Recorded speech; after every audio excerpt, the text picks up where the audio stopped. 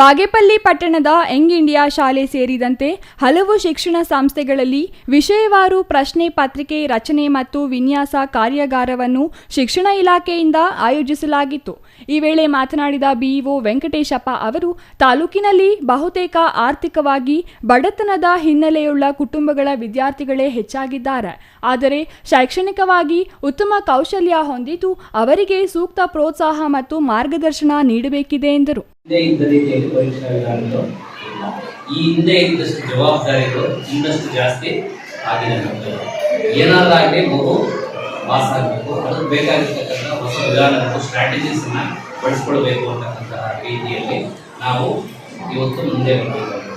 ಇವತ್ತು ಪ್ರತಿ ಸಂಸ್ಥೆಯ ಅಥವಾ ತಾಲೂಕಿನ ಅಥವಾ ಜಿಲ್ಲೆಯ ಸ್ವಾಭಿಮಾನ ಯಾವುದ್ರ ಮೇಲೆ ನಿಂತಿದೆ ಅಂದರೆ ಅಲ್ಲಿನ ರಿಸಲ್ಟ್ ಮೇಲೆ ನಮ್ಮ ಸ್ವಾಭಿಮಾನ ನಿಂತಿದೆ, ನಮ್ಮ ಗೌರವ ನಿಂತಿದೆ. ಯಾವುದೋ ಒಂದು ಶಾಲೆಯಲ್ಲಿ 100% ರಿಸಲ್ಟ್ ಬಂದಿದೆ ಅಂದರೆ ಅಲ್ಲಿ ಟೀಚರ್ ತುಂಬ ಚೆನ್ನಾಗಿ ಕೆಲಸ ಮಾಡಿದ್ದಾರೆ. ಎಷ್ಟು ಜನ ಪಾಸ್ ಆಗಿದ್ದಾರೆ? 50% ಆಗಿದೆ ಅಂದರೆ ಅಲ್ಲಿ ರಿಸಲ್ಟ್ ಇಲ್ಲ. ಯಾವುದಾದ್ರೂ ಒಂದು ತಾಲೂಕಲ್ಲಿ ನೋಡಿ, ಈಗ ನಮಗೆ ಮಿಡ್ ಟರ್ಮ್ ಎಕ್ಸಾಮ್ ಮಾಡಿದ್ದೀವಿ. ಮಿಡ್ ಟರ್ಮ್ ಎಕ್ಸಾಮಲ್ಲಿ 2450 ಮಕ್ಕಳು ನಮ್ಮಲ್ಲಿ ಈಗ ಎನ್ರೋಲ್ ಆಗಿದ್ದಾರೆ. ಸ್ಯಾಟ್ಸ್ ಪ್ರಕಾರ ಎಕ್ಸಾಮ್ ತಗೊಂಡಿರ್ತಕ್ಕಂತಹ ಮಕ್ಕಳು ಪಾಸ್ ಆಗಿರ್ತಕ್ಕಂಥ ಮಕ್ಕಳು ತಗೊಂಡಾಗ 69% ನಮ್ಮಲ್ಲಿ ಪಾಸ್ ಆಗಿದ್ದಾರೆ.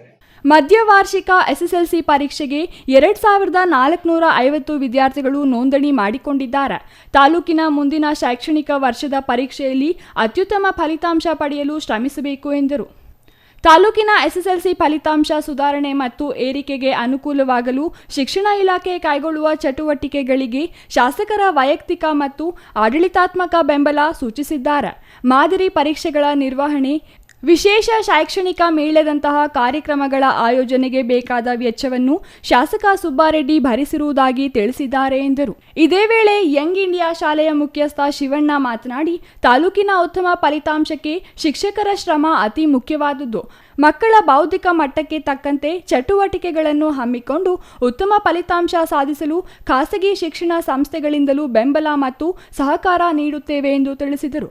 ಎಸ್ಎಸ್ಎಲ್ಸಿ ನೋಡಲ್ ಅಧಿಕಾರಿ ಪಿಎನ್ ನಾರಾಯಣಸ್ವಾಮಿ, ಇಸಿಒಗಳಾದ ರವಿಕುಮಾರ್, ಆನಂದ್ ಬಾಬು, ಶ್ರೀನಿವಾಸ್ ಮತ್ತಿತರರು ಈ ಸಂದರ್ಭದಲ್ಲಿ ಹಾಜರಿದ್ದರು.